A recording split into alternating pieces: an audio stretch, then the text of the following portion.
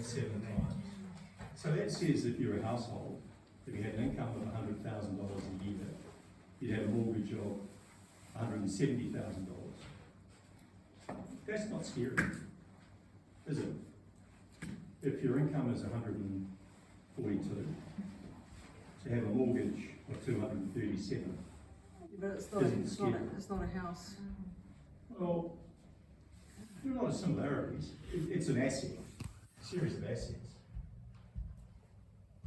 That's where the money goes.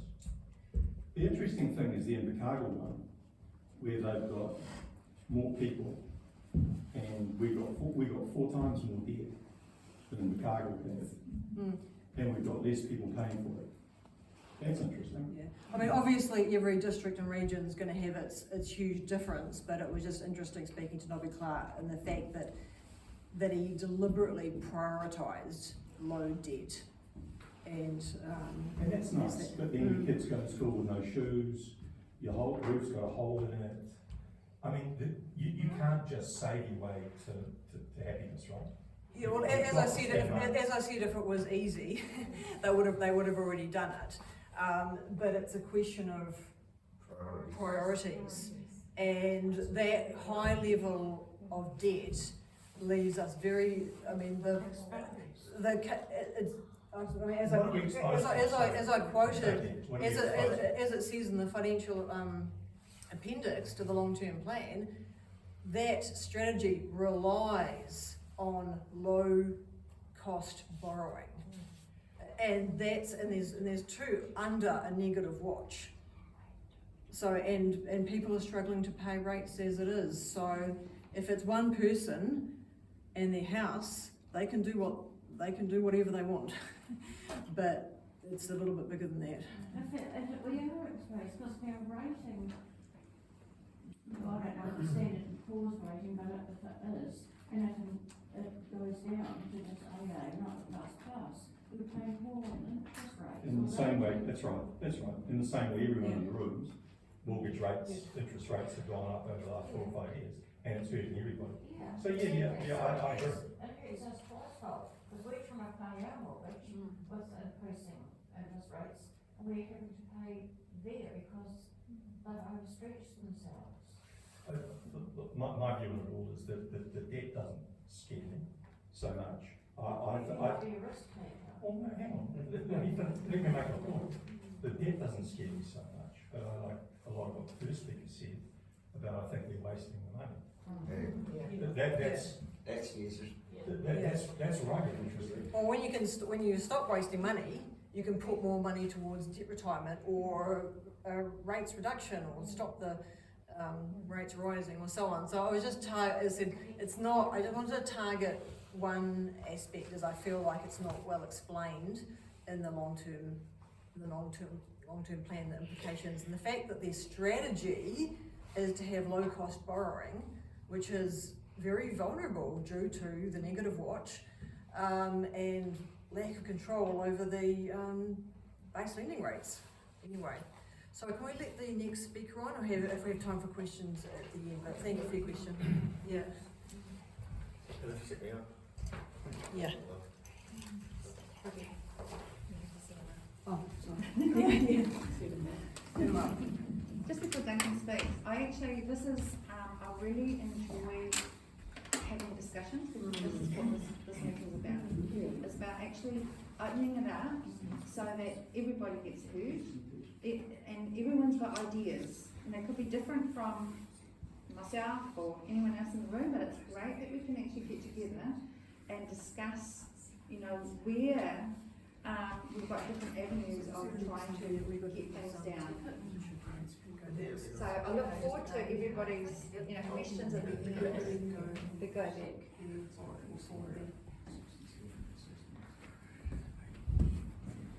Right, for those who don't know me, Duncan Campbell, one of the elected councillors right there at this moment. I'll say this from the start, it's all very simple really in my mind. This rates crisis, as we call it, is because councils are a place, and I've worked in councils all throughout my working life, councils are a place which incentivise spending and risk aversion at the expense of thinking outside the square and innovation. not always the fault of individuals, it's systemic. So it is either up to the government to put on a lid on things like tying rates to inflation, or for us to vote in some people who are determined to rein things in. So first of all, it was September last year that Paul Shields and I gave some talks at the Acacia Bay Hall on this topic of rates caps, and which happened to coincide with the Prime Minister announcing that something was on the way. So I'm using the same slides as then actually. We're now to July and it looks like something will be officially announced and possibly in place by Christmas. So says Minister of Local Government Simon Watts at the Taxpayer Union protest outside the LGNZ annual conference in Christchurch last week, accompanied by former Minister of Finance Ruth Richardson, who was helpfully advocating that rates be linked to inflation and anything more has to be decided by binding referendum. What a good idea, I say, and it should be obvious to everyone by now, I think, that something has to be done. Obvious to everyone, it seems, except council bureaucrats and elected members who do not realise the long-term implications of compounding debt and unchecked capex. Now this first slide is just to illustrate some of the blips in the rates forecast for the last few long-term plans, along with the incremental notching up of the self-imposed limits on rate increases marked with red arrows. You can read the numbers from there. I probably don't have to go on about too much about the effect of all these rate increases to people on fixed incomes such as retirees, except to point out the obvious, that it's simply not sustainable. And then put simply, these long-term plan forecasts by the council bureaucrats are based on a fantasy world that doesn't include unexpected things happening, and all of us living in the real world actually know that unexpected things always do happen.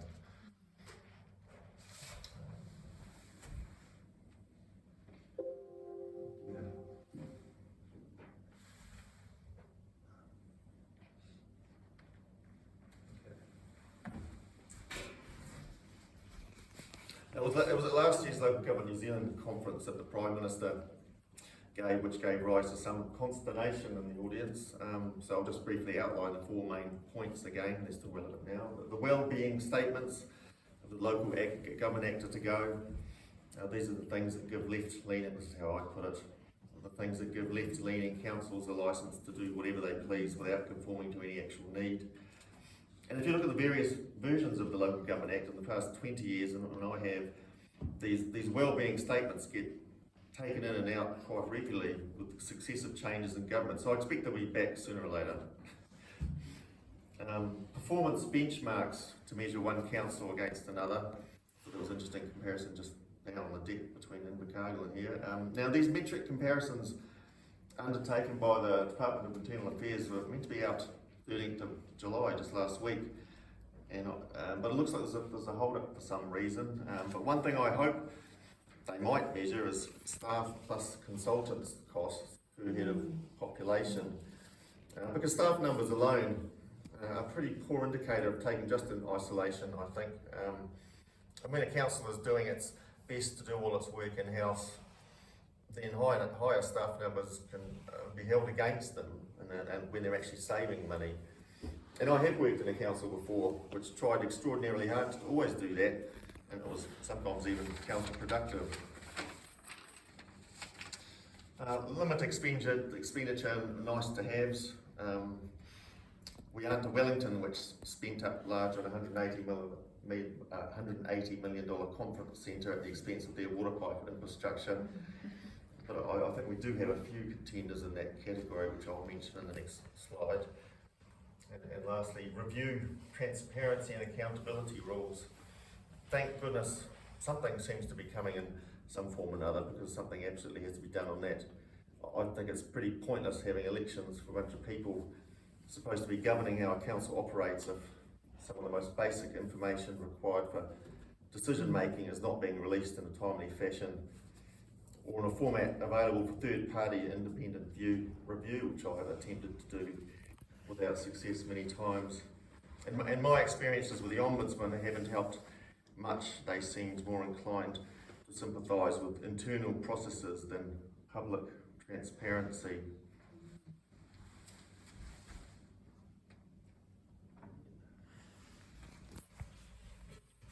So my take on a few necessities or niceties in the district. Top left, not council, but NZTA, but your money all the same. The 5Ks of wire barrier and State Highway 1, installed last year between the airport and State Highway 5. In my capacity as a traffic engineer, this is what I do as my day job, with access to police crash data, I can say that the $6 million expense will not only increase maintenance costs on that piece of road, but probably increase the chance of a serious crash happening. Now, in the middle is the Taupo Town Transportation Project, Taupo Town Transformation Project. I will say something like that could have been done long ago for a whole lot less money and a whole lot less disruptive to town traffic flow, I think. And bottom line is the new council building, or rather leased building, like the $180 million Wellington Conference Centre our Prime Minister was alluding to last year, we can rightfully ask if we really did need to demolish a perfectly serviceable council building and put staff up in temporarily rented accommodation for over 5 years.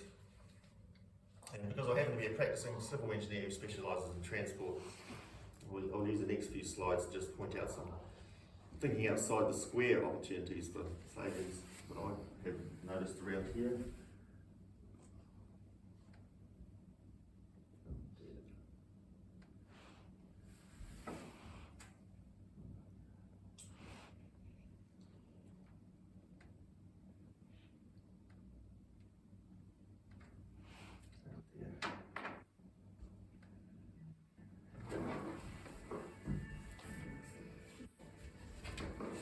Our first slide is just a couple of past examples. On the left, the roundabout at Arrowsmith Ave, Kettle Drive. So I know could have been done for about a quarter to a third of the $2 million put into it in 2019. On the right is a simple signal meter, which could have been an effective treatment for the Norman Smith Wairaki intersection in 2018. I'm talking roughly 50,000 compared to the several hundred thousand for the signalised intersection that went in.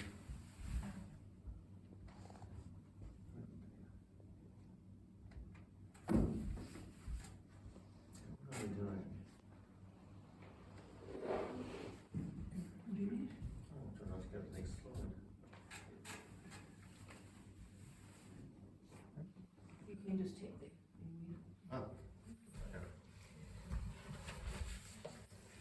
I was thinking there's just an example of what they did in Dunedin, some very cheap roundabout treatments, 10 to 15,000 K each. I think would be viable solutions for at least short to medium term, many locations around Taupo.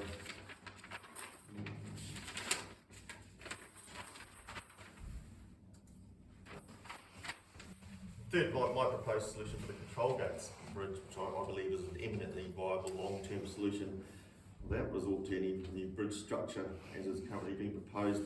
Now this option wasn't considered by the consultants engaged to look at this over a year ago, and I saw nothing smart about paying them $300,000 to essentially come up with no new ideas at all. And they have not factored in what it will cost to keep the existing bridge going over 30 years either. Just to finish this. Can you explain what your idea Oh, was? what do you see? Alright. Oh, well, if you look at the top picture, that's retaining the existing bridge, using it. You could use it as a tidal flow, so you get 2 lanes going south in the morning and 2 lanes going north in the evening. But you'd want to also have a connection up to Waikato Street, top right there. I mean, I think it would be good enough. Well, yeah, but interestingly, it wasn't included in their assessment of options. So Doug, can you just clarify, you're saying, having the tidal flow, so on the peak times, to opening it up to 2 lanes right through, and then at not peak times, switching it back, is it?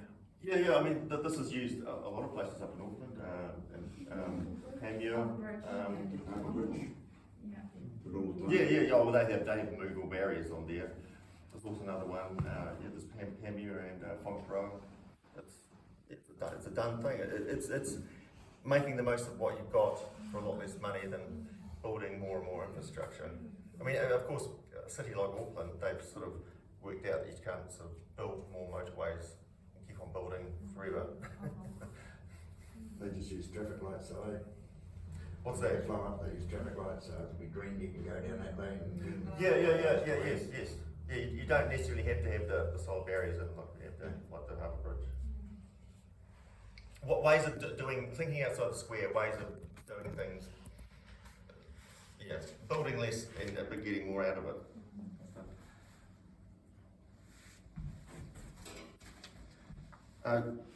Just to finish with this last slide, Taupo does not have a potent ratepayer advocacy group as some places over there do have. There's even a ratepayer residents association in small town Awakuni, which was formed in anger, as far as I can tell, just a year or so ago after the Ruapehu District Council gifted some public land to Kāinga Ora without bothering to talk to any of their constituents about it. So to wrap things up, and I'll repeat what I said at the start, I think it's all very simple really. This rates crisis is because councils are a place which do incentivise spending and risk aversion at the expense of thinking outside the square and innovation.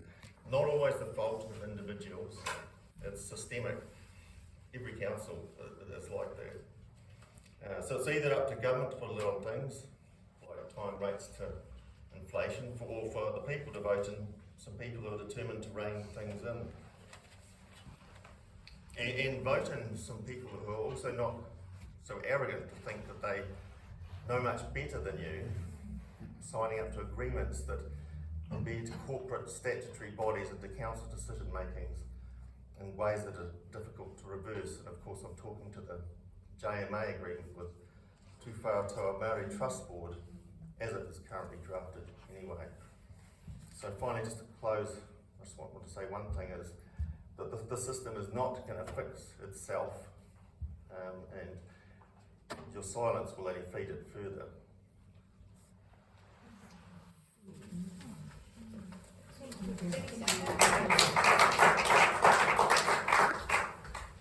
It's good that, it's great to see those slides and having offering different solutions for problems that have been sitting around, especially the bridge scenario for quite some time, and other roading issues, because we've seen so much wasted money, especially on the Arrowsmith roundabout. Absolutely. Yeah, and yes, that is in the past, but that's a type of wasted spending that was unnecessary, especially when the public had a lot of input right at the very beginning, and the council chose not to, they ignored it. And then finally, in the end, after all the millions that had been spent, came back to how the public wanted it in the first place. The thing is that I don't think there's any council out there really is very good at learning from their mistakes, or even acknowledging them. That seems to be a thing, and a theme is to acknowledge past mistakes and actually learn from them. Yes. With no repercussions, they won't learn if there's no repercussions. Yeah. You're using the right people, and it's trying to also get to educate people, educate the public to actually stand up and have a voice. Because for as long as you get the keyboard warriors, and there's hundreds of them out there that moan and groan about council, but unless people start standing up and saying enough's enough, and either writing submissions or going down to council and sitting in chambers, like having a voice is what we need. Without a voice, it's complying. So it's great that we can actually, have some insight to some different solutions and that. Because at the end of the day, we've got to reduce the wasted spending so that we can actually, look at our rates. Because as a whole group, we've got to think about the next generation, for the ones that are coming through. Because if we don't make a change now, what's going to be like for the kids that are coming through that know no better? So yeah, it'll be really, really good to have feedback and yeah, have discussions around it. And if people have got an awareness of what they think can actually help educate the public, or anything, it'd be great to have those ideas come forward. Right, we've got our next speaker, Mark Quinn, who has been travelling the length and breadth of New Zealand since early last year.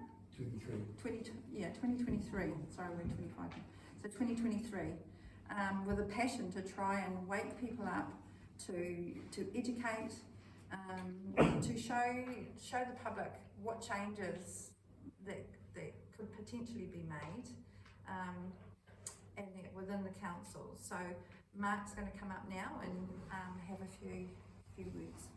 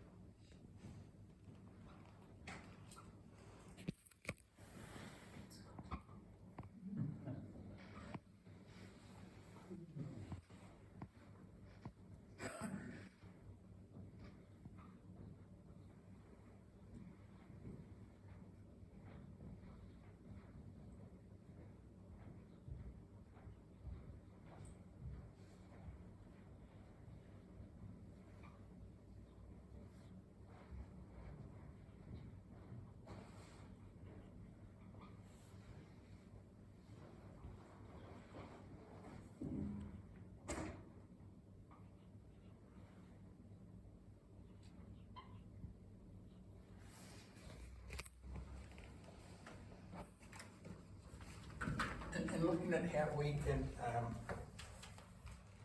look at our financial situation and find a way around sorting it out, there's several things that come to mind.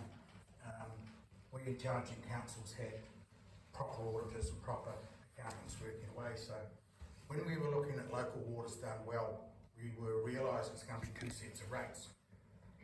And I'll deal with that in half a second. But one of the issues that the chartered accountant pulled out was something we need to look at, because in the council LTP, those figures exist. The top half, 33,913,000. What the accountant was interested in was that at the end of the day, if we're bringing in $64 million in rates, in actual, and then on top of that we have things like the subsidies and grants, and we have subdivision fees and bits and pieces taking out 88 million. Putting those aside for a while, and putting aside the expenditure for a moment, and just looking at two key things. Wages equate to 33,913,000 in the council. And our rates without the add-ons, which may or may not happen because they're hypotheticals, based on the rate income. So we have a situation where our wages, as they currently stand, are almost half, or are half of the government, of the council income. That's actually quite a concern, because when you start looking at rate capping, that plays a major part. And I can talk about rate capping, but at the moment I just want to highlight a few things. If wages here at 33 million, what does it cost for the council in-house to work without using contractors and consultants and everything? What is the actual council costing to operate? So they pulled that out. If it was 50%, we would be $67 million in expenditure against 64 million coming in. If this is 50% here, then we're spending 67 million in the council and we're only bringing in 64. There's other figures you can play with as accountants, they do, but that was just the thing they wanted to point out for the capping. Because in the capping, things will be totally different if it's based on 1.5%. We're not going to have a lot of equity to actually use for loans and, expenditure, and then again to the field of projects that we talk about. So those are some of the things I just wanted to point out. And the 10-year plan, 2011, when we started borrowing money, we were borrowing it on 10 years, interest only for 3%. 2015, we went to 5%. And right now, we have councils running at 9%, i.e. Capita, who have borrowed too much, the risk is too high, and we were seeing here before, we were AA plus, they're B minus. So they're running 9% and they're classified as high risk. So too is Hamilton running at AAA minus now. So they've dropped down the rank as well, and they're at 7%. So these are the sort of things that we don't see, we don't know, but we need to be aware of. That the more we're borrowing, our debt ratio is too high, which you were iterating before, then we actually have serious problems because we can't afford to be paying 9% on our figures of, I can write them down, 1 sec.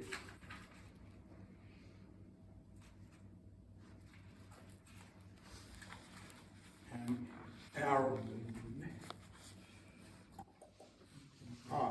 2034, that's the figure I was looking for, we will have a debt of $837,140,000. That's the projected rate on their LTP. These are not my figures or anyone else's. So at that stage, during the time of that time, they will pay approximately 412 million back in debt, but they've still accumulated 837 on top of that. So that's 1.2 billion they would have spent, and they've paid back 412,927. In terms of local water's done well. I've got some very good mayors who like to argue and some good councillors, so I just want to throw a few things over here. That we have the council here who have 36% of the staff are in waters, done well, as it currently stands. We have 3 waters debt, and we have water usage. And we have admin. And this is currently, so over here we have local waters done well, and they're coming across, they're coming across, they're coming across, and they're coming across. So I'm from Central Otago. What I've done with the Mayor and the CEO is ask for the figures to come out. So what we've got here is 36% went over, so they're all going over. That means that the council then has only got 64% of its current debt, and we've got all this over here.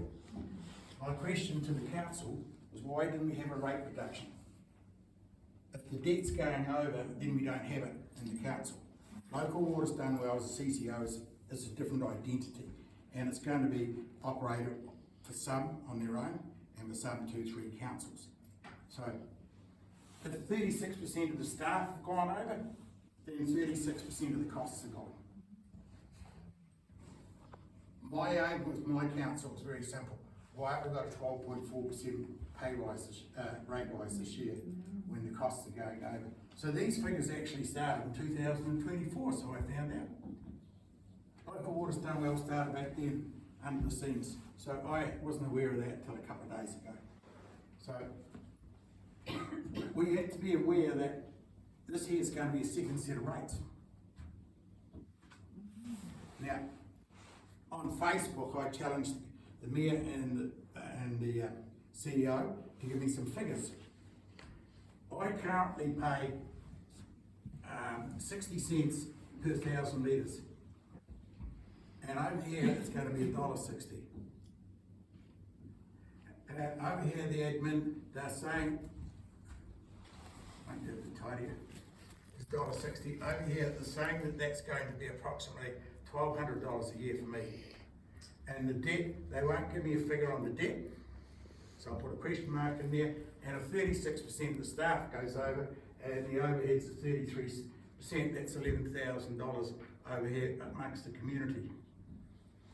So that debt comes over here and it's divided by the number of ratepayers.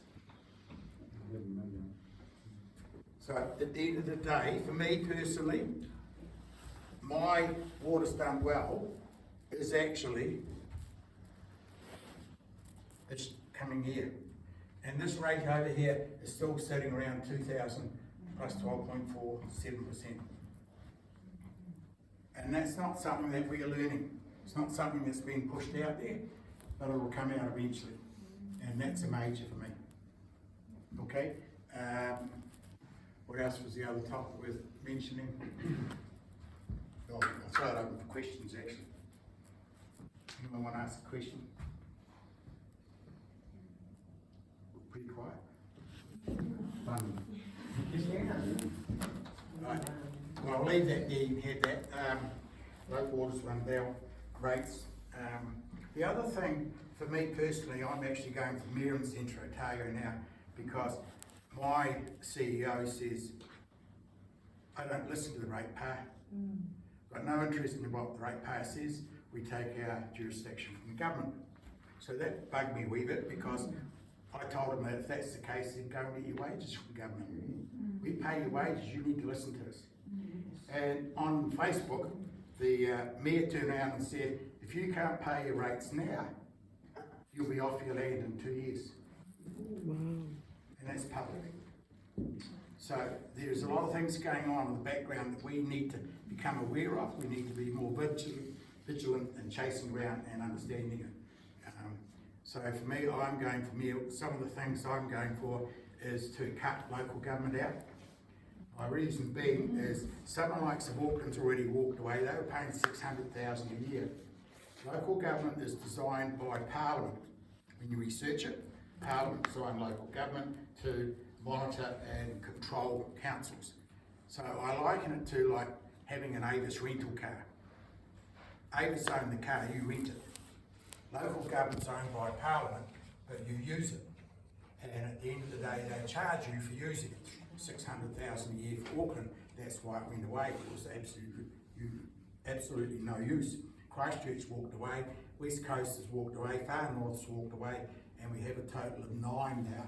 Councils have walked away, and more are looking at what is the use of local government. It's an expense, and it's telling us what we can and can't have, and we look at wasteful spending, and that's a biggie. But why are we putting in like a speed hump, those yellow and black ones? So research in Dunedin with Lee Vandervis, the EO there, Executive Officer, a yellow and black speed hump in Dunedin is 300,000. And when you look at the Freedom Campus toilets, so we've had a big hoo-ha on this, I guess. The toilets are 18,600 from China, and $1 million to put on site. So our argument we have in the council, and I've had several public meetings down there, it's very simple. How can you be $1 million? Well, as the council will tell you, there's about 180,000 in plumbing, building, and transport costs, electrician costs. So the other, in round figures, 800,000 goes back to the council for a geoengineer and engineer's report, notified application, council permits, code of compliance, everything else. And my argument is, hang on, you've been paid rates. You've been paid to do that job. Why are you double dipping?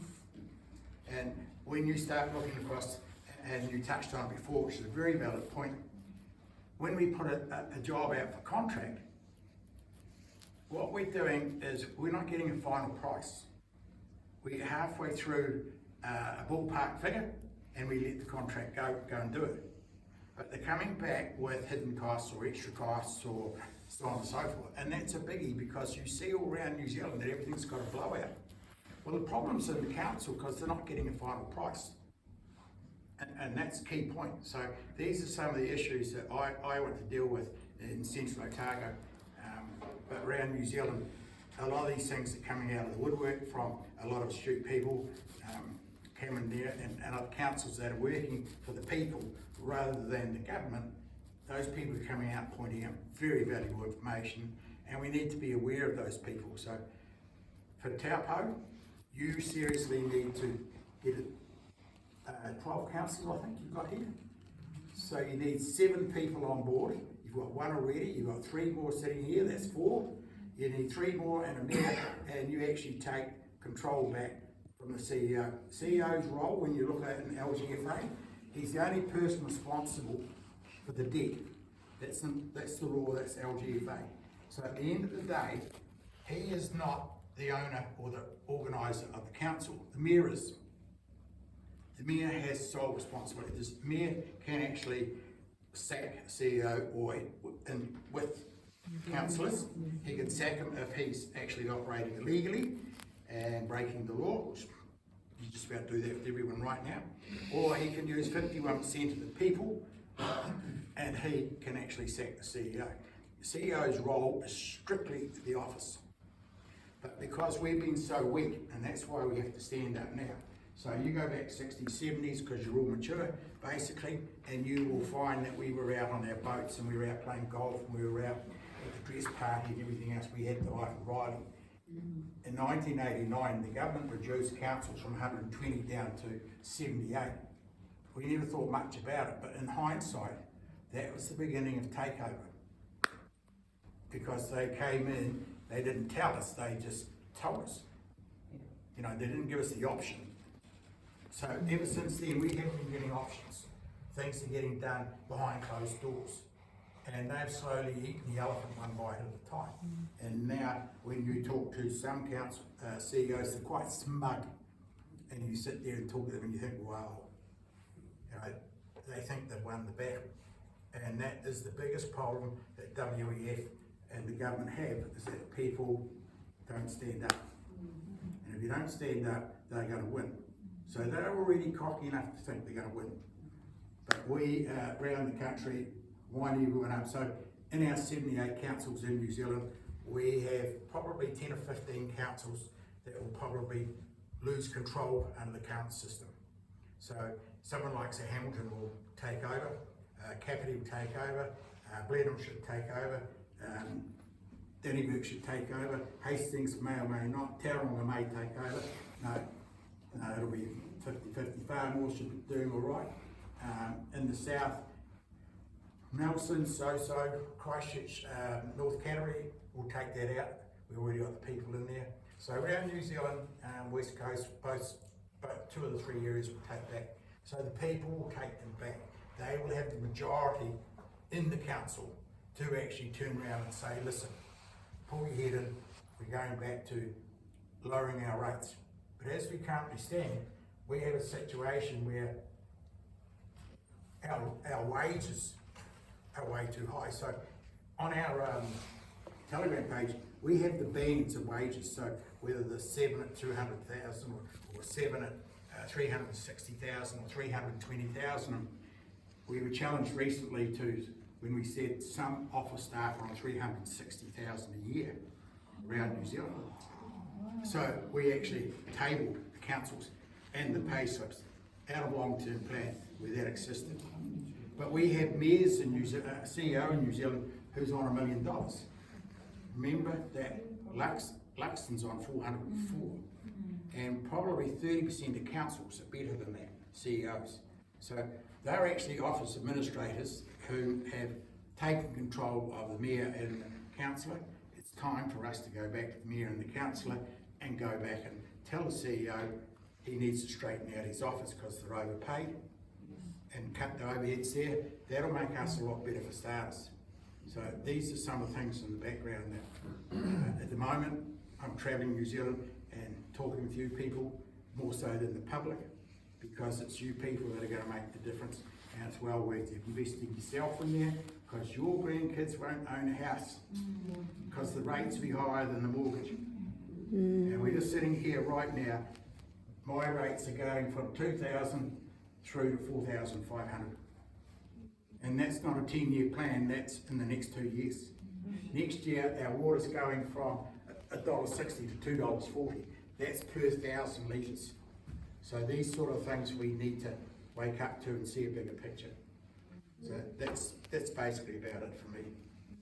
We can talk for any subject you like, but we've only got a few minutes each, so there we have it.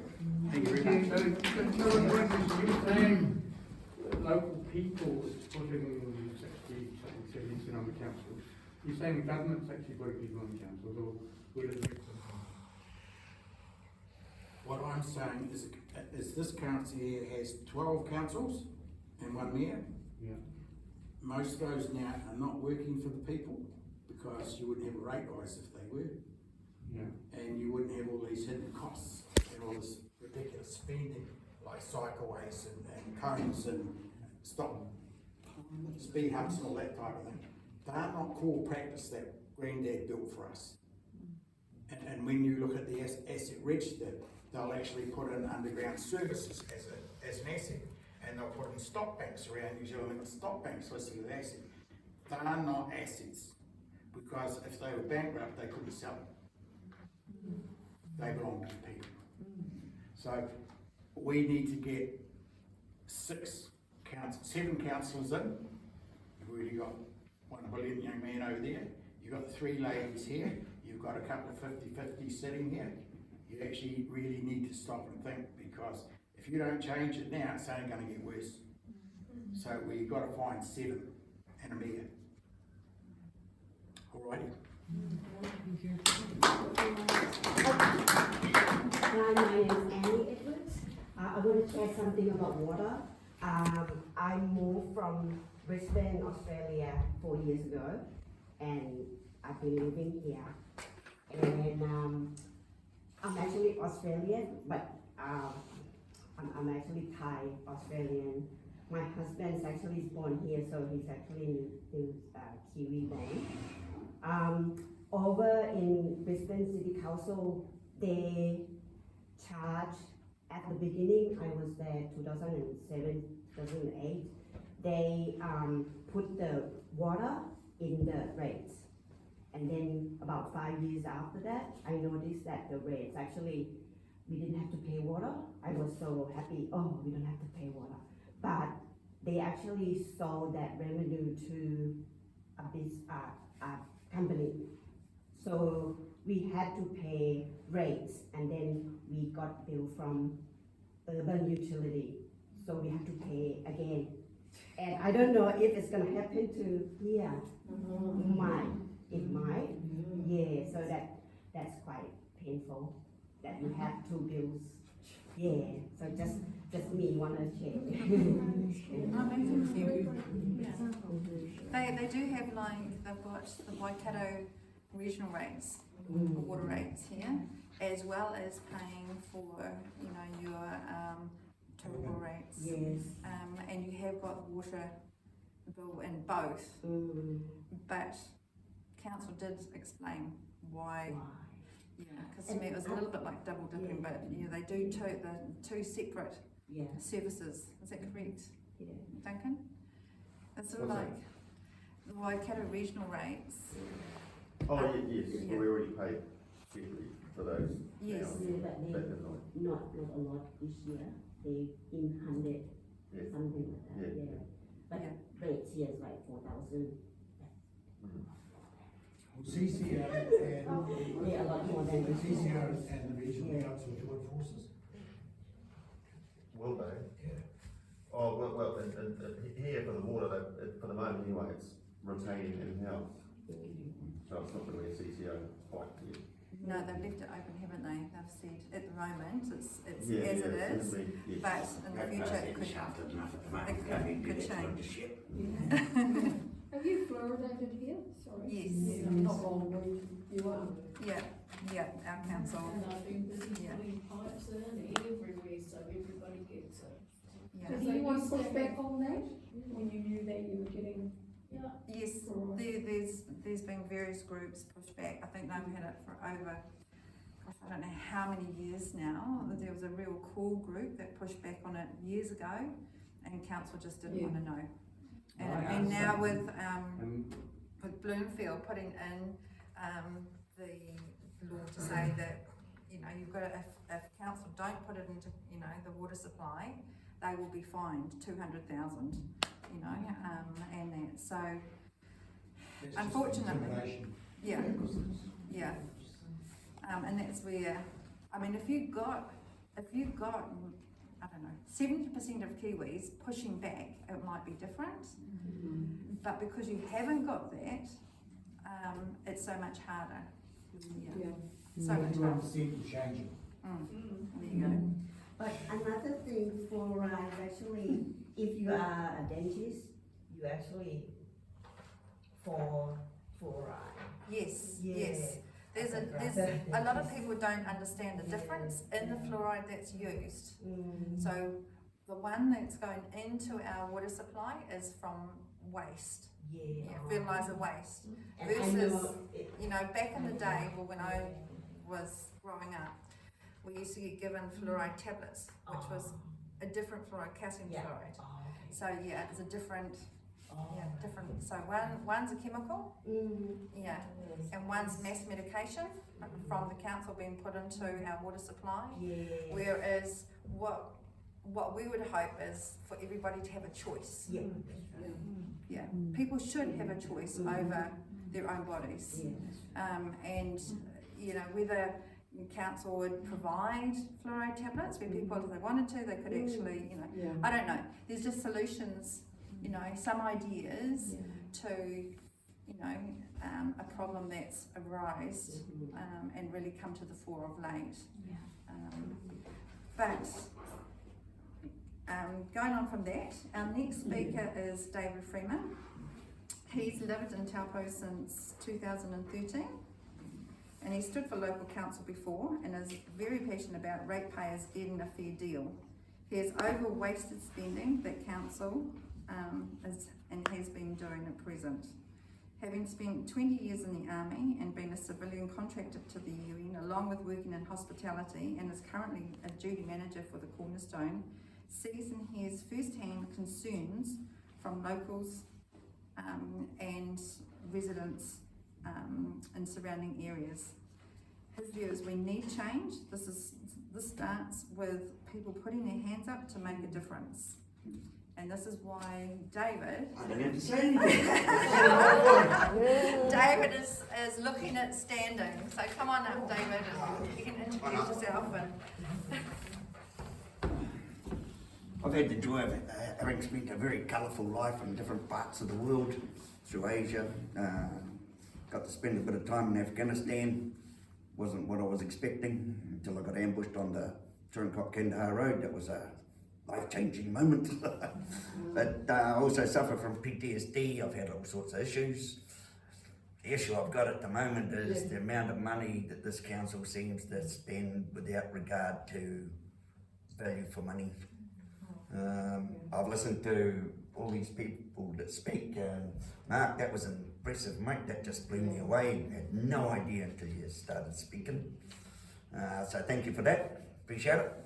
Obviously going to have to talk to you more about different things coming up in the future. But yeah, I agree with what they're saying. And everybody need to do something. And it's time to stand up. My concern is I want to change things, but if you haven't got the numbers on the council to change things, then all you can be is a dissenting voice. And as some of the people that have dealt with me in the army will know that when my voice gets dissenting, I'm a very pig-headed and stubborn person. And I also get very loud. And a lot of people don't like that. But I'd like to thank you for the opportunity to speak here tonight. And maybe later on, always welcome to talk about different things, the rates and how it's all spent and why they spend it. And to be fair, Boom Boom I thought was a hell of a bad investment, but then hey, it got to the BBC News, so somebody that agreed to that obviously was aware that it was going to go all around the world. So for just sheer advertisement, it's probably paid for itself. But Good luck. to the councils, we don't need any more. No, we won't. Unless we can get it rainbow coloured painted. Hey, diversity! Hey, oh, come on now. I'd like to see you on council, the meetings won't be boring. Well, you should come and see me in the Cornerstone. You'll find it's never boring down there. Yeah, oh, I'm sorry, I forgot to tell you. I've never ever been called politically correct in my life. A lot of things, but never that. No. spade, call it a digging implement, but at the end of the day, it's just a spade. Oh, that's great. Well, thank you so much for that. So, I don't know how you'd like to play this from here. Did you want an open discussion on ideas and things like that? Of how, perhaps solutions that you've got to some of the wasted spending that is going on? I mean, we could rattle off numerous, wasted spending that's been going on. You only need to look at the lakefront when they made out that they put the retaining wall in the foreshore was for erosion, yet it was all for having the world champs and a platform for the people to stand on and make it feel good. Having outside contractors from Palmerston North coming in and building that little project. There's all sorts of things. There's a wasted money that when they did an intersection up by the Z service station on the Napier Taupo Highway and then they realised the stuff up that they'd made and the number of people that complained and then they turned around and says, oh, it was going to be a pedestrian crossing, because they're having the traffic going in the wrong, against the road rules. And so they changed that. I worked for Underwood back in 2017, and that year the council had 147 raw spillages into Lake Taupo. Yes, and they're still getting them. So Oh, yeah, you'll see Won't that stop. there's been spillages about a month ago. Yeah. And then there was one They've got prior to farms that, up another there in the 2 water. weeks prior to that as well. There was another spill there as well. You'll also notice that on the foreshore, or on the lakefront, as you go from the Millennium Hotel through to the 2 Mile Bay Sailing Centre, that whole flat bit where they had cones, orange cones everywhere. I mean, it's almost like they think we're dumb, whereas, 5-6 years ago, we didn't need the same amount of orange cones to let people know that you don't go on to the left-hand side or you go down the middle or whatever. But that road has actually slumped. So when it rains now, you will find that there's this whole pool of water that sits there. It will sit there for a few days, just because of the way that roading's been done. They went back in, they did something to try and fix it, I think, I'm not too sure, but just past where all the cones were, it turns left up to Tremaine Ave. Now there was a crossing there, so people could cross that road safely, and then what happened was they just put that in, and then I think it was only a few months later was when that roading was all cut up, opened up, that crossing was taken away, so there's wasted spending right there. And then once the road had been resealed, they put that crossing back in again. So so that's just a couple of issues that I know